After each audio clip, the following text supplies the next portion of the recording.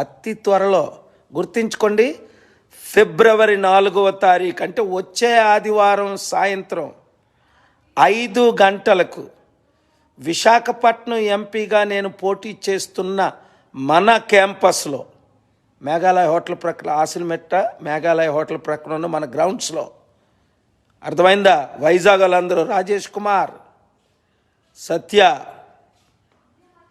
ఒక్కొక్కరు 100 మందికి చెప్పండి. సింహం సింగిల్గా పవన్ కళ్యాణ్లా 10 పార్టీలు మారం, మనం షర్మిలలాగా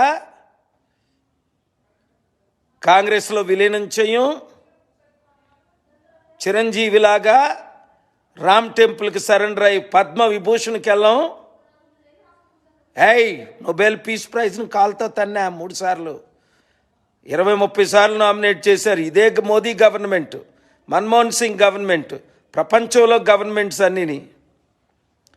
సురేష్, మనకి నోబెల్ పీస్ ప్రైజ్, భారతరత్నాలు నథింగ్. ప్రపంచ శాంతి కావాలి, మీ అందరి అభివృద్ధి కావాలి. నిరుద్యోగ సమస్య, విశాఖపట్నంలో నన్ను ఎంపీగా మీరు గెలిపించండి. కొండేటి మరలా ఒక మణిపూర్ ఘటన జరగదు. రెడ్డి వింటున్నావా? ప్రసన్న కుమార్, శ్రీకాంత్, విజయ్ కల్వా, కులాలకు మతాలకు అతీతంగా. మరి పాముకి ఎక్కడుంటుంది, గుర్రానికి ఎక్కడుంటుంది, డేగకి ఎక్కడుంటుంది, ఎవరికి ఎక్కడ తీరులో ఎక్కడుంటుంది విషయం ఎందుకంటే కూడా మనిషికి నిలువెల్లా విషయం అన్నాడు. అలాగా ఓటమిని సహించలేక ఎవరు ఏం చేశారు మీ అందరికీ తెలుసు. వాళ్ళు కూడా బాగుండాలని కోరుకుంటున్నాను. అందరికీ భగవంతుడు ఉన్నాడు. ఇక విష్ణు, నేను మూవీ ఆర్టిస్ట్ అసోసియేషన్ ప్రెసిడెంట్గా ఉన్నప్పుడు కూడా నేను ఇలా ఎప్పుడు చేయలేదు, ఇలా ఎప్పుడు మీటింగ్లు పెట్టలేదు, ఇలా ఎప్పుడు డిన్నర్లు ఇవ్వలేదు. Really first time I'm seeing self trumpet అంటారు. చాలామంది సెల్ఫ్ డబ్బాలు కొట్టుకున్నారు అంటారు. అవసరం. భారత భాగవత రామాయణంలో చూసుకుంటే హనుమంతుడు లంకకి వెళ్ళినప్పుడు సీతాదేవి దగ్గర, అమ్మా నేను 100 మంది కోతుల్లో ఒక కోతిని, చిన్న కోతిని అని చాలా సవినీయంగా సీతాదేవికి చెప్పాడు. అక్కడ రావణాసురుడి దగ్గరికి వెళ్ళిన తర్వాత ఇతనికి కుర్చీ అక్కర్లేదంటే నేను ఎంత గొప్పవాడినో చూపిస్తానని చెప్పి లంక దహనం చేసి తిరిగి వచ్చాడు. ఎక్కడ సవినీయంగా ఉండాలి, ఎక్కడ విశ్వరూపం చూపించాలి అన్నది అక్కడే ఉంది. అటువంటిప్పుడు మనం ఏం చేశామన్నది 10 మందికి తెలియజేయడం అన్నది చాలా సద్గుణం. అది సెల్ఫ్ డబ్బా కాదు. చెయ్యనప్పుడు సెల్ఫ్ డబ్బా, చేస్తున్నప్పుడు, చేస్తున్నాము అని చెబుతున్నప్పుడు, చేసి చూపించినప్పుడు it is not a self trumpet. I appreciate ఆ షిరిడి సాయినాథుని ఆశీస్సులు మీ అందరికీ తెలుసు.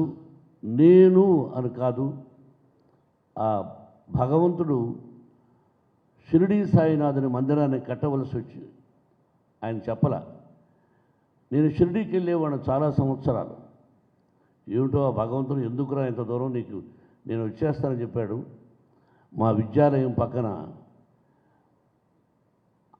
షిరిడి సాయినాథుని మందిరం అత్యద్భుతంగా కట్టాము అని చెప్తున్నాను.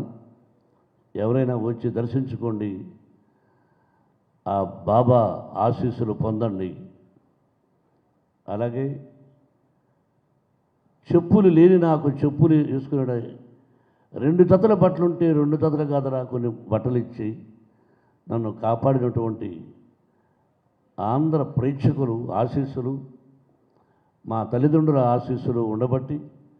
అంటే ఇది ప్రజాస్వామ్యంలో ఎవరైనా మాట్లాడచ్చు, మాకు జరుగుతున్న నేను నచ్చకపోతే నా పైన మాట్లాడచ్చు, ప్రెసిడెంట్గా మాట్లాడచ్చు నా పైన అగేనిస్ట్గా. ఇప్పుడు ఈయన వైస్ ప్రెసిడెంట్గా మీకు నచ్చలేదు, ఈయన పైన మాట్లాడండి. కానీ అసోసియేషన్ ఇప్పుడు కంట్రీ పైన అగైనెస్ట్గా మాట్లాడితే ఇట్ ఇస్ సెడేషన్. కరెక్టా కాదా? I'm just drawing parallels. Country పైన ప్రైమ్ మినిస్టర్ని మీరు వ్యతిరేకించండి, చీఫ్ మినిస్టర్ని వ్యతిరేకించండి, ఎమ్మెల్యేని వ్యతిరేకించండి. That's not an issue. కంట్రీని వ్యతిరేకించకూడదు. That is the whole thing. మాని వ్యతిరేకించకూడదు. యూ కెన్ మేము చేసే పాలసీస్ నచ్చకపోతే నచ్చలేదు, అంతే. Drop it. అంటే కొన్ని సమస్యలు మా అసోసియేషన్ వల్ల సాల్వ్ కానప్పుడు ఏంటంటే వాళ్ళు తమ నిరసన వ్యక్తపరుస్తుంటారు, అది మీడియా పరంగానే వస్తుంటుంది. సో అలాంటి టైంలో ఎలా ఇప్పుడు చేస్తారు? మీడియాకి రావాల్సిన అవసరం ఏంటి? అంటే అసోసియేషన్ ఒకవేళ వినకపోతే వాళ్ళ సమస్య పట్టించుకోకపోతే వాళ్ళు బయటకు వచ్చి మీడియా ద్వారానే కదా సార్. ఎందుకు అక్కడ మా డిఆర్సీ కమిటీ ఉంది, మాకు కరెక్టా కాదా అని తెలుసుకొని మేము చేసుకుంటాం కదా, లేకపోతే లేదు కదా. ఏజిఎం ఉంది, ఎవ్రీ ఏజిఎంలో అందరూ మాట్లాడుకోవాలి కదా, అందరూ ఇది చేయాలిగా. It's a regular thing. ఒకవేళ ఏజిఎంలో అందరూ వచ్చి నేను చేసేది తప్పు అన్నారంటే I have to agree to that AGM. And plus everybody can call me. ప్రతి ఒక్కరు బర్త్డేస్కి మేము ఫోన్ చేసి మాట్లాడుతున్నాం, అండ్ వాళ్ళకి ఏమైనా సమస్యలు అయితే నాకు ఫోన్ చేస్తున్నారు. సో వేరే all like a family. Vishnu గారు, ఇటీవల ఒక సమస్య మా దృష్టికి రావడం జరిగింది.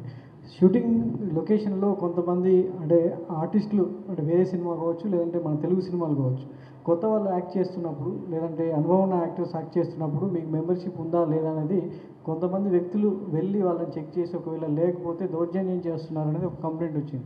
సో దీని మీద మీకు ఏమన్నా ఫిర్యాదులు ఉన్నాయా? అంటే ఈ ఐడియా చాలా బాగుంది. I implement this idea. ఇప్పుడు దాకా జరగలేదు, but I love that idea. ఎక్కడ మన మానిక్ బాయ్, మీరే ఇన్ఛార్జ్ దీనికి. మీరు కరాతే కళ్యాణ్ గారు, మీరిద్దరు ఈ idea, I love that idea. I think we should do that.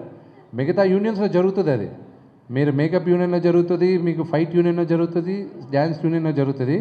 మా దాంట్లో కూడా మంచి idea. I definitely implemented, and అది జరగచ్చు కూడా. I don't know. అందరికీ నమస్కారం అండి. మై ఇన్స్పిరేషన్ మెగాస్టార్ చిరంజీవి గారికి పద్మవిభూషణ్ రావడం చాలా చాలా ఆనందంగా ఉంది. And I'm so much happy. Thank you so much. Congratulation sir, and thank you so much. Sivasankara Varaprasad నుంచి ప్రస్థానం మొదలై సుప్రీం హీరో చిరంజీవి గారి లాగా, అలాగే మెగాస్టార్ చిరంజీవి లాగా ఈ జర్నీలో చిరంజీవి గారు ఎన్నో అద్భుతాలు క్రియేట్ చేసి తెలుగు ప్రేక్షకుల్లోనే కాదు ఆల్ ఇండియా ఒక సెంట్రల్ మినిస్టర్గా, ఒక పార్టీ అధినేతగా ఎన్నో చూసేశారు. సో సెంట్రల్ గవర్నమెంట్ నుంచి వచ్చే పద్మశ్రీ అవార్డు కానీ, పద్మభూషణ్ కానీ అవి ఆల్రెడీ తీసుకొని ఇప్పుడు పద్మ విభూషణ్ అవార్డు తీసుకోవడం చాలా మా తెలుగు సినిమా ఇండస్ట్రీతో పాటు తెలుగు ప్రేక్షకులందరికీ ఎంతో సంతోషకరమైన న్యూస్ ఇది. రాత్రి ఎప్పుడో 11:30కి తెలవగానే మార్నింగే మినిస్టర్ గారు ఫోన్ చేస్తే చిరంజీవి గారు అపాయింట్మెంట్ అడిగి మినిస్టర్ గారిని కూడా తీసుకురావడం జరిగింది. సో ఇప్పుడే చిరంజీవి గారితో అన్ని గతాలు వారు మొదలైన దగ్గర నుంచి వారి ప్రస్థానం కూడా ఇప్పుడు ఒక 5 నిమిషాల్లో డిస్కషన్లో చెప్పడం జరిగింది. Very happy. And film industry నుంచి తొందరలోనే చిరంజీవి గారికి ఒక ఈవెంట్ లాగా ప్లాన్ చేద్దామని ప్రయత్నం చేస్తున్నాం. అది అందరితో మాట్లాడి తొందరలో అనౌన్స్ చేస్తాం.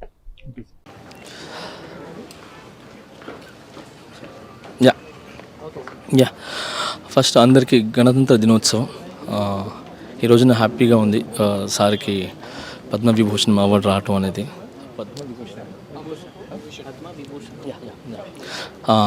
చాలా చాలా హ్యాపీగా ఉంది. పద్మవిభూషణ్ అవార్డు రావటం అనేది ఆయనకి I'm very happy. Thank you so much. అందరికీ నమస్కారం అండి. మన మెగాస్టార్ చిరంజీవి గారు ఫస్ట్ డాక్టరేట్, పద్మభూషణ్, ఇప్పుడు పద్మవిభూషణ్, మెగాస్టార్ చిరంజీవి గారు. సో ఇంత మంచి అవార్డ్స్ వచ్చాయంటే దానికి కారణం అతని కష్టం, అతను ప్రేమ, అతను చూపించే మంచితనం, అతను చేసే సేవలు, వీటన్నిటి నుంచి వచ్చింది అవార్డు. సో అలాంటి వ్యక్తికి అవార్డు రావడం చాలా అతనికి కాదు, మా తెలుగు ఇండస్ట్రీలో ఆర్టిస్టులంతా చాలా గర్వకారణంగా ఉంది. All the best sir. మీరు ఇంకా మంచి పొజిషన్కి వెళ్ళాలని మనస్ఫూర్తిగా కోరుకుంటున్నాను సార్. ఇంకా మంచి మంచి అవార్డ్స్ మీకు రావాలని దానికోసం అందరం వెయిట్ చేస్తున్నాం. Thank you so much. అందరికీ హాయ్ అండి.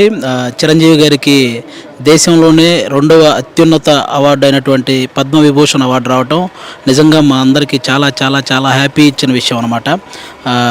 మాకే కాదు ప్రతి తెలుగువాడికి దక్కిన గౌరవంలా అనిపించింది. చిరంజీవి గారిని రోజు సెట్లో కలవడం వేరు, ఇలాంటి రోజు ఇక్కడికి వచ్చి కలవడం వేరు. మా అందరికీ నిజంగా చాలా హ్యాపీ.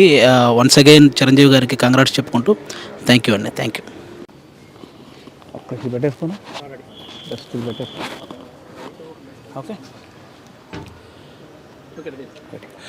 అందరికీ నమస్కారం. మెగాస్టార్ చిరంజీవి గారికి పద్మవిభూషణ్ రావడం చాలా చాలా ఆనందంగా ఉంది, గర్వంగా ఉంది. సో మా అందరికి వచ్చినంత హ్యాపీగా ఉంది. So thank you so much megastar Chiranjeevi గారు, మీరు అందించిన సేవా కార్యక్రమాలు నిజంగా సార్, మీరున్న ఇండస్ట్రీలో మేము కూడా ఒక భాగమైనందుకు చాలా చాలా సంతోషంగా ఉంది sir. Love you sir, we're proud of you sir. Thank you so much sir.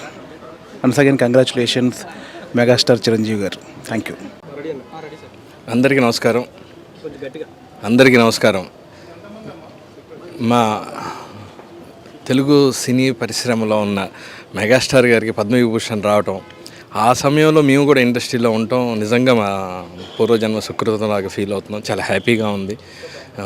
Bharat Ratna తర్వాత ఉండే అతి గొప్ప పురస్కారం ఇది. మా గురువు అన్నయ్య గారు, మా చిరంజీవి గారికి రావటం చాలా ఆనందంగా ఉంది. Thank you. నమస్తే.